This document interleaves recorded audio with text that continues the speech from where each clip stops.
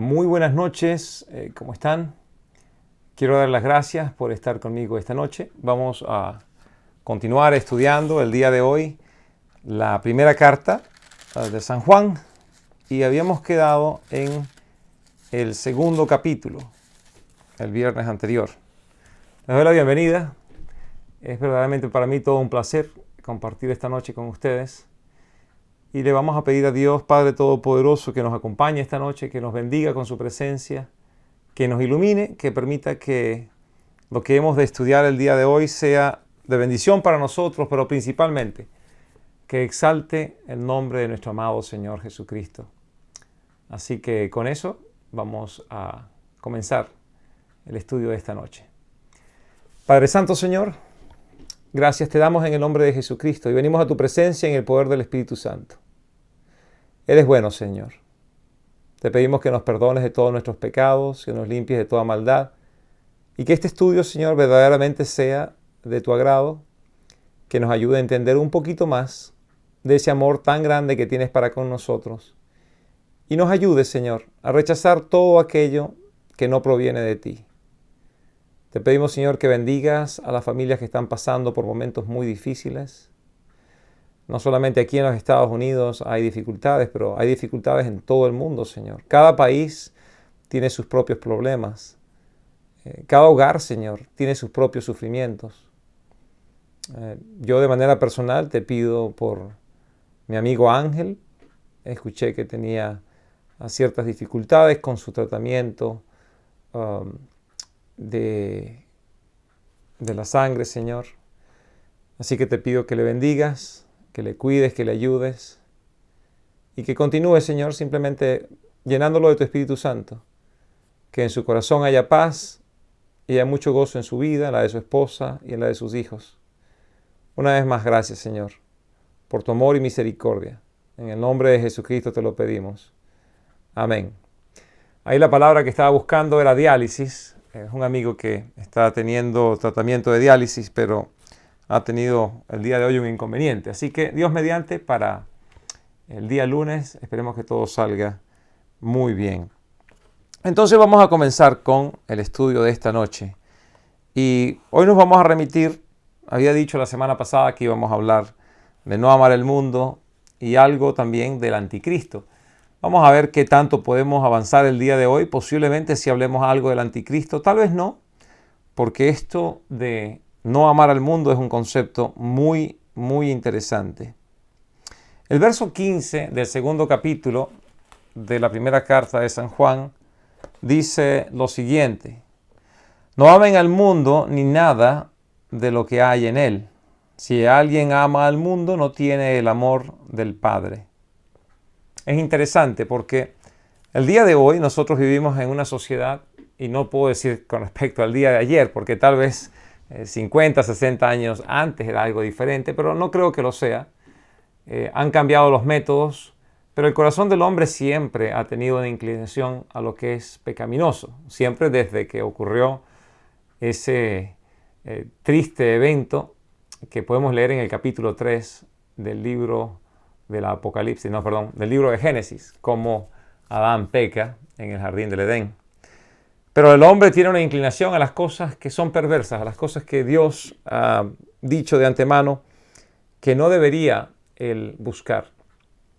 Aquí nos dice el Señor, por medio del apóstol Juan, no amen al mundo ni nada de lo que hay en él. Así que si yo les planteo a ustedes esta pregunta, ¿qué hay en el mundo que sea tan malo que Dios nos está diciendo que ni amemos al mundo ni a aquellas cosas que están en el mundo?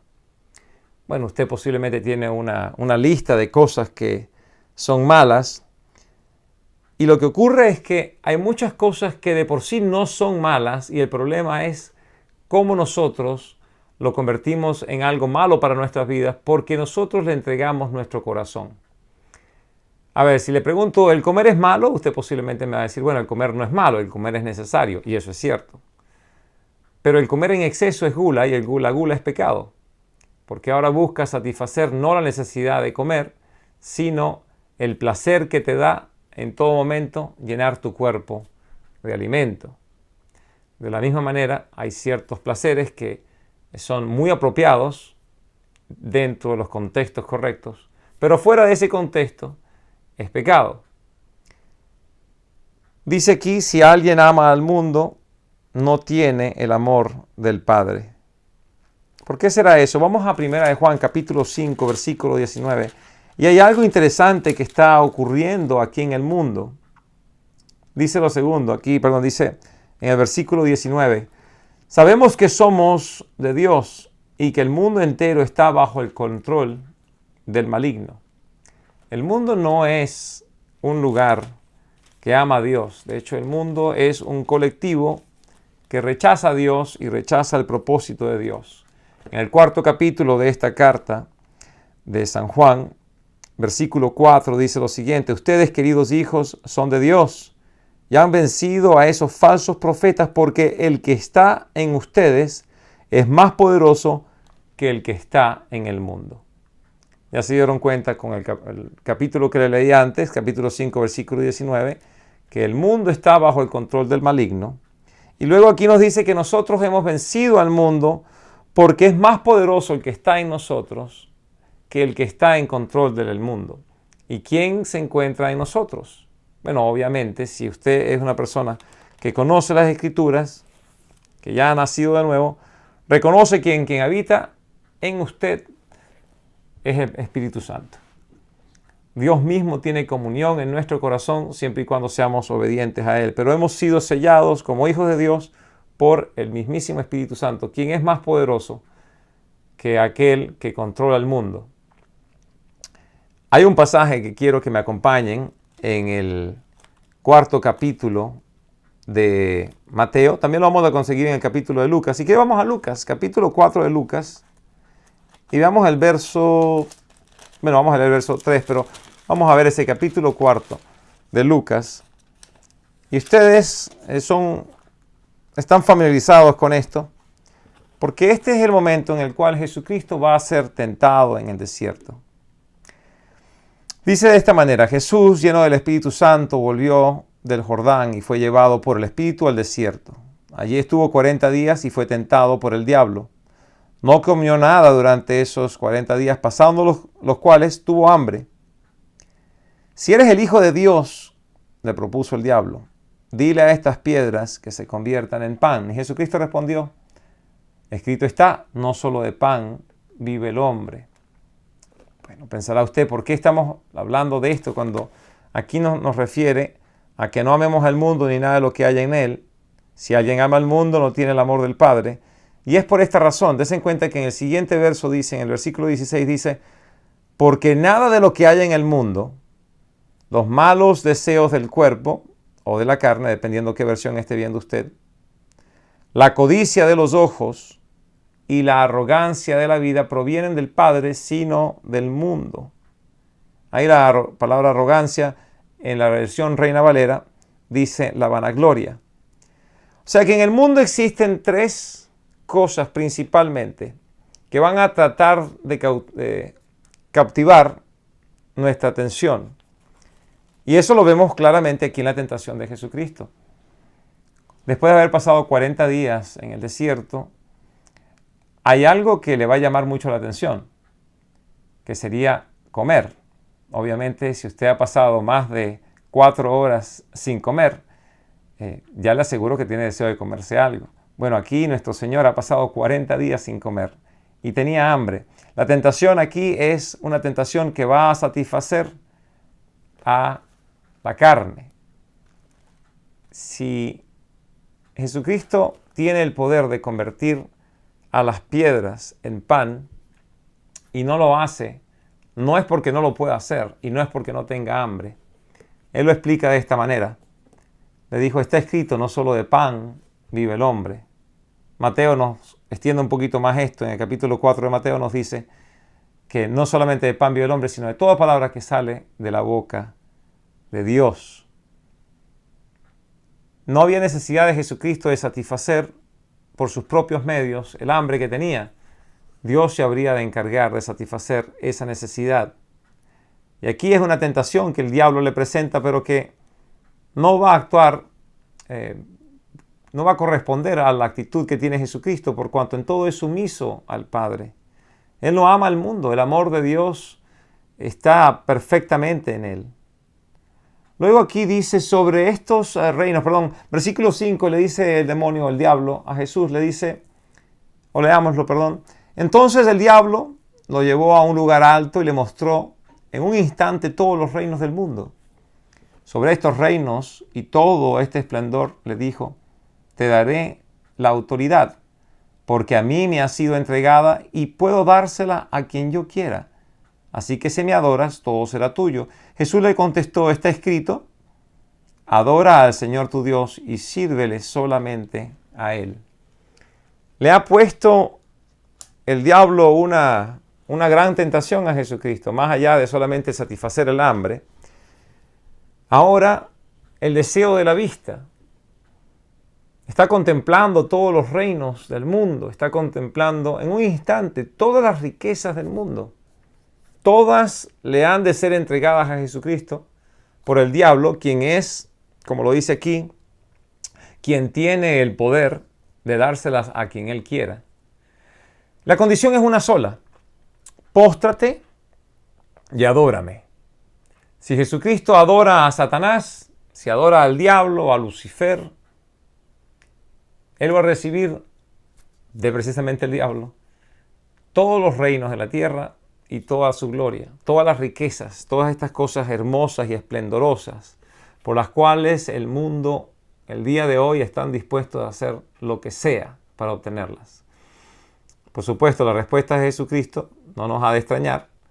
Dice, escrito está, adora al Señor tu Dios y sírvele solamente a Él. Y hoy por hoy, la respuesta que tú y yo tenemos que darle a estas tentaciones que el mundo nos presenta, en este caso la tentación es el poder recibir cualquier cosa que tú puedas ostentar y que puedas disfrutar de ella. Esa es la tentación que entra por los ojos, lo puedes ver y te da un deseo de tenerlo. Por eso dice el 10º mandamiento, dice, no codiciarás los bienes de tu prójimo. No codiciarás a su mujer, ni a sus siervos, ni su casa, ni sus riquezas, nada de lo que esa persona tenga. Hoy por hoy tenemos medios de comunicación que lo único que hacen es vendernos la idea de que todo lo que nos rodea lo necesitamos. Y en todo momento pavonea al frente de nosotros cosas diciendo, mira, aquí está, tú te lo mereces, tú deberías de tener esto. Y tú lo ves o yo lo veo y decimos, sí es cierto, yo me lo merezco, yo debería de tenerlo, porque me gusta. Y a eso se refiere Juan, dice, no ames las cosas que son de este mundo. Si amas esas cosas, el amor de Dios no prevalece en ti. La razón de eso es porque no puedes amar a dos amos, no puedes servirle a dos amos al mismo tiempo. No puedes amar a Dios y amar al mundo. No puedes servirle a Dios y servir a las instituciones que existen en este mundo y que lo que quieren hacer es llevarte por este camino de desobediencia a Dios. Por último, aquí hay una tentación bastante interesante. Dice el diablo, versículo 9, luego el diablo llevó a Jerusalén, hizo que se pusiera de pie en la parte más alta del templo y le dijo, si eres el Hijo de Dios, tírate de aquí, pues escrito está, ordena que sus ángeles te cuiden, te sostendrán en sus manos para que no tropiecen con piedra alguna. Y también está escrito, no pongas a prueba al Señor tu Dios, le replicó Jesús. Y así que el diablo lo abandonó y se fue para luego volver en algún otro momento, porque el diablo siempre está dispuesto a regresar para tentar. Nuestro Señor ha sido tentado en todas las cosas. El mundo no tiene absolutamente nada que ofrecerle a Jesucristo. Y el mundo no tiene verdaderamente nada que ofrecernos a nosotros. Al que está en Cristo todo lo tiene. No se puede serle fiel al mundo y serle fiel a Dios al mismo tiempo. La persona tiene que escoger. Hoy por hoy me doy cuenta que siempre están inventando formas para hacer que nosotros busquemos cada día más de las cosas del mundo. Cuando Dios nos está diciendo con toda claridad, no amen al mundo, ni nada de lo que hay en él. Si alguien ama al mundo, no tiene el amor del Padre. Porque nada de lo que hay en el mundo, los malos deseos del cuerpo, la codicia de los ojos y la arrogancia de la vida provienen del Padre, sino del mundo. Y usted pensará, wow, qué estrategia tan interesante tiene este mercadeo hoy en día, ¿no? Porque nos venden comida, mucha de ella que nos hace daño. Nos venden toda clase de cosas que nos van a distraer. Pero por último hay una gran tentación allí que el diablo le puso a Jesucristo y que por supuesto hoy por hoy también todos tenemos acceso a ella. Y es el sentirnos más importantes que otros. Eso verdaderamente es una tentación. Es una tentación que satisface la arrogancia de la vida o la vanagloria de la vida. Ya sea que procuremos hacerlo con nuestros esfuerzos, posiblemente queremos adquirir títulos, y no estoy diciendo que estoy en contra de la educación, todo lo contrario. A mí me parece que la educación es una de las cosas algo muy importante para todo ser humano. Que tú te mejores, que tú progreses, que tú cada día seas capaz de llegarle a mayor número de personas con el amor de Cristo. Y para ello las puertas se abren cuando tienes una buena educación. Pero el problema con una gran educación es cuando el hombre se jacta de ella, siente que es superior a los demás porque tiene más conocimiento.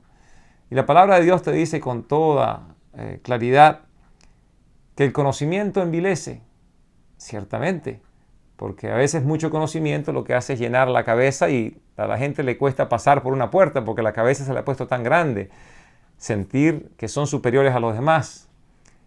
Pero lo que edifica al ser humano no es el conocimiento, sino el amor. Así que tiene que haber una paridad con buen conocimiento y con amor. Una persona puede decir, bueno, yo no me esfuerzo en conocer mucho porque yo lo que quiero es ser muy amoroso. Bueno, eso es ignorancia, tampoco es correcto, ¿verdad? Pero una persona que no ame, su conocimiento no le va a servir de mucho. Les digo que hay un hombre aquí en los Estados Unidos, trabaja, creo que es en el departamento de Hacienda, si no me equivoco. Pero este caballero solía ser un gran cirujano. Su nombre es Ben Carson. Trabaja para el gobierno en este momento, pero como le digo, no me acuerdo de qué capacidad. Pero Ben Carson se había convertido en el cirujano pediátrico más reconocido en el mundo. Y yo escuché en una oportunidad a Ben Carson diciendo que todos esos logros él no se los adjudicaba o se los atribuía a sí mismo. Él reconocía que cada uno de esos logros le pertenecían a Jesucristo, por cuanto él no era más que un instrumento en las manos de Dios.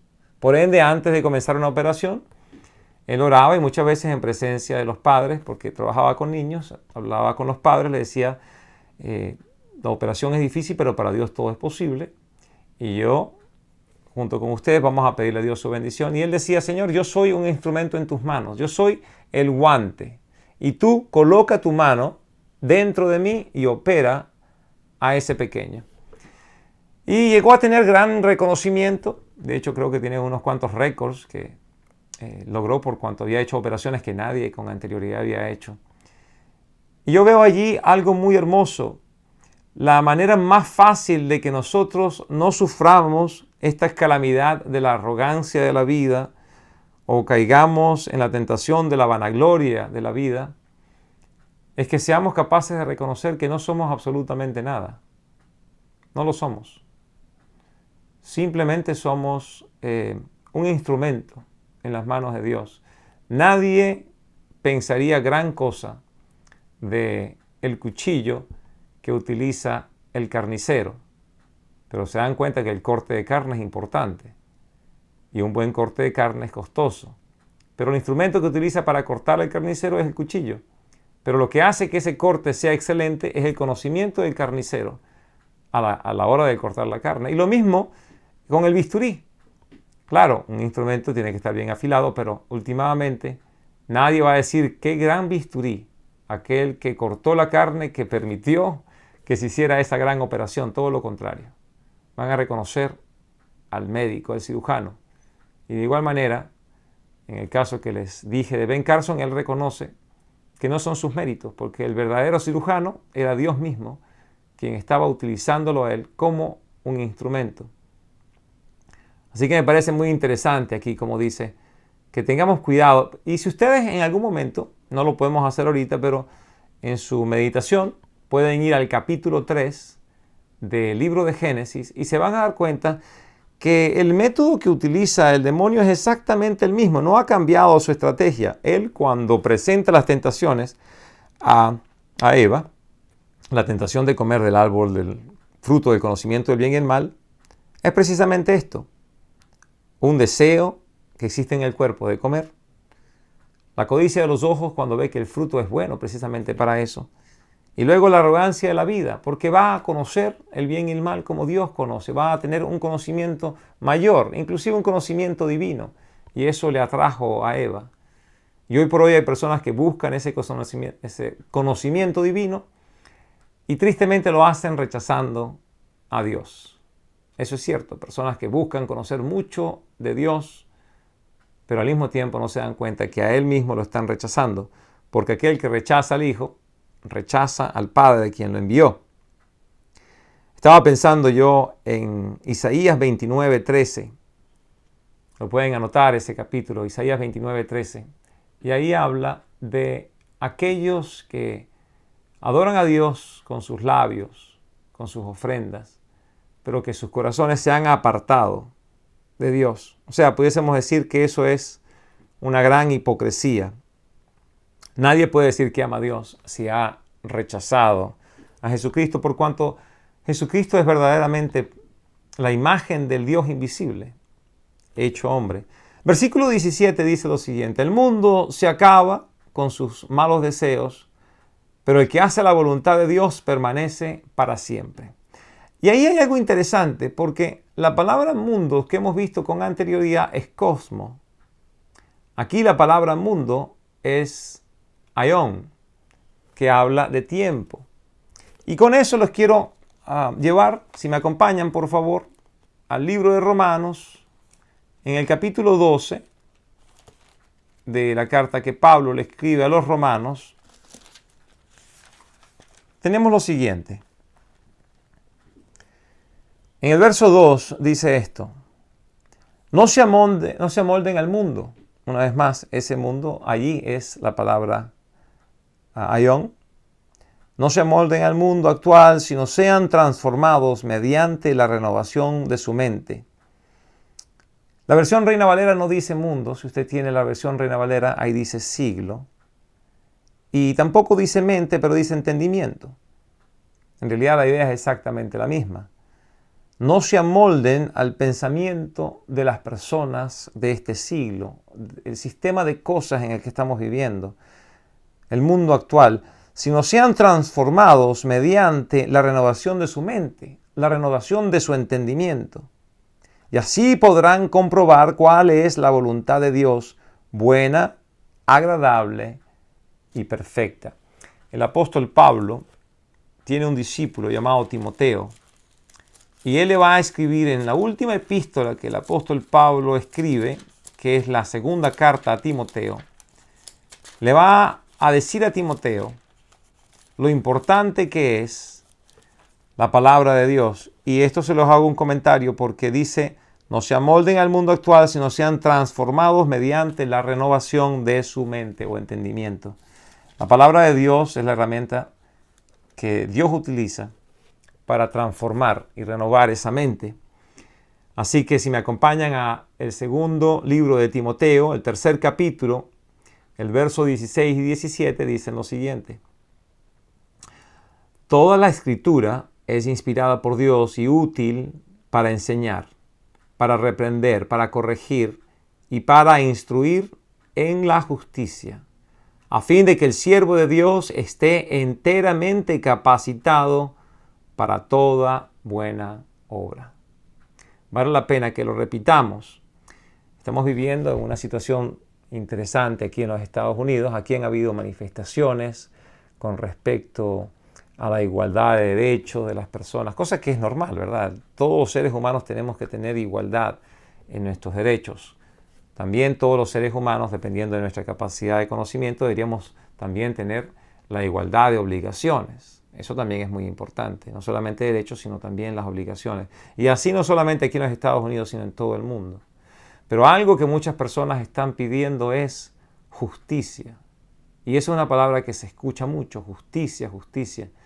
Pero ¿qué es justo? Y claro, usted puede tener su concepto, muchas personas tienen sus propios conceptos de justicia.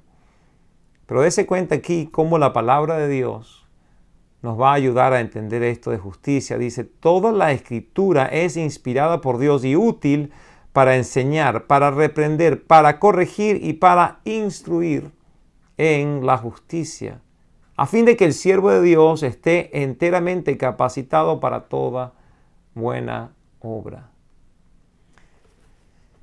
Los seres humanos fuimos hechos por Dios a su imagen y semejanza. Eso nos lo indica con toda claridad el primer y el segundo capítulo del libro de Génesis. Luego en el tercer capítulo existe la rebeldía de Adán. Eva es engañada por la serpiente, no así Adán. Adán sabe muy bien que lo que está a punto de hacer está mal, va en contra de lo que Dios le ha dicho que haga y lo hace igual, y con eso va a sumergir a toda la humanidad, que aún no existía. Existía solamente Adán y Eva, pero quienes habrían de venir en el futuro ya estaban sumergidos en una gran calamidad, una gran dificultad. Vendrían a este mundo con una condición pecadora o pecaminosa. Venían o habrían de venir al mundo con un corazón que ya está, como diría un amigo mío, chueco, torcido, encaminado en la dirección opuesta a la voluntad de Dios. El mundo sufre el día de hoy de mucha maldad, mucha perversión, mucha injusticia. Y entonces, ¿cuál es la solución? La única solución que existe y que siempre ha existido es que el hombre en humildad reconozca que se ha alejado de Dios y desesperadamente le pida a Dios su perdón. Que sea capaz de reconocer que Jesucristo es Dios encarnado, que vino a este mundo a morir por tu pecado y por el mío, que 3 días más tarde de entre los muertos resucitó y se enseñó vivo ante un gran grupo de personas, y que luego ascendió a los cielos y que el día de hoy aún está en los cielos intercediendo por nosotros. Y la misión que nosotros tenemos como hombres y mujeres que hemos sido salvados por la gracia del Señor es decirle a otros que son amados por Dios y que necesitan reconciliarse con Él por medio de Jesucristo. La única solución a todos los problemas que estamos teniendo hoy en día, desde la Argentina hasta Canadá, Europa, hasta los confines de Asia, todo se encuentra en el corazón. Y el hombre y la mujer que han nacido de nuevo, ese problema está siendo ahora sometido a la voluntad del Espíritu Santo.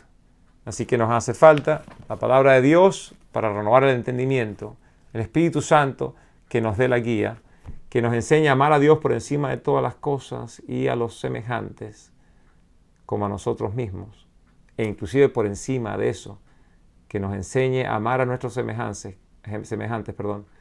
como Cristo nos ha amado a nosotros. Eso es, yo diría que el fin del estudio que tenemos para la noche de hoy.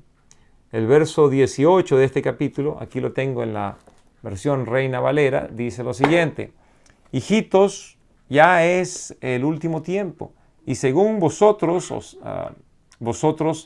estéis, viene el anticristo. Y ahora han surgido muchos anticristos, por eso conocemos que estamos en los últimos tiempos. Miren qué interesante, estamos en los últimos tiempos, nos lo está diciendo un escritor de hace 2000 años atrás. Aún estamos en los últimos tiempos. Dios tiene mucha paciencia. Esa paciencia es la invitación a la salvación. La semana que viene, si Dios lo permite, vamos a estar aquí reunidos en el Arca de Montebello, van a estar abiertas las puertas, todo el mundo va a ser bienvenido y vamos a tener diferentes clases. Una clase en español, vamos a continuar con este estudio, vamos a hablar del anticristo la semana que viene. Pero también vamos a tener un grupo que se va a reunir para aquellas personas que sufran de problemas de drogadicción o de adicción al alcohol. Otra clase de adicción se llama Quench. Y tenemos también una clase en el libro de Daniel, cordialmente invitados. Esas clases son exclusivamente en inglés, solamente tenemos una clase en español. Pero están cordialmente invitados a que nos acompañen. Y si no, por supuesto, aquí en la internet estamos para continuar estudiando juntos. Que Dios les bendiga una vez más. Gracias por haber estado conmigo el día de hoy. Y le doy gracias a Dios que tengo tradiciones un poco más nuevas, como la Nueva Internacional, porque ya se dan cuenta, cuando me toca leer español con los voice, se me olvida el español. Vamos a orar. Padre Santo, Señor, te damos gracias por tu amor y por tu misericordia y por todas tus bendiciones, Señor. Ayúdanos, Señor, a amarte a ti por encima de todas las cosas, amarnos los unos a los otros. Y, Señor, no buscar en hombres ni en mujeres, por supuesto, la solución a los problemas de este mundo. La única solución que verdaderamente existe es un corazón humillado a ti, para que seamos transformados, renovados y útiles a tu servicio. Te damos gracias, honra y gloria en el nombre de Jesús. Amén. Una vez más, gracias y que Dios les bendiga. Hasta luego.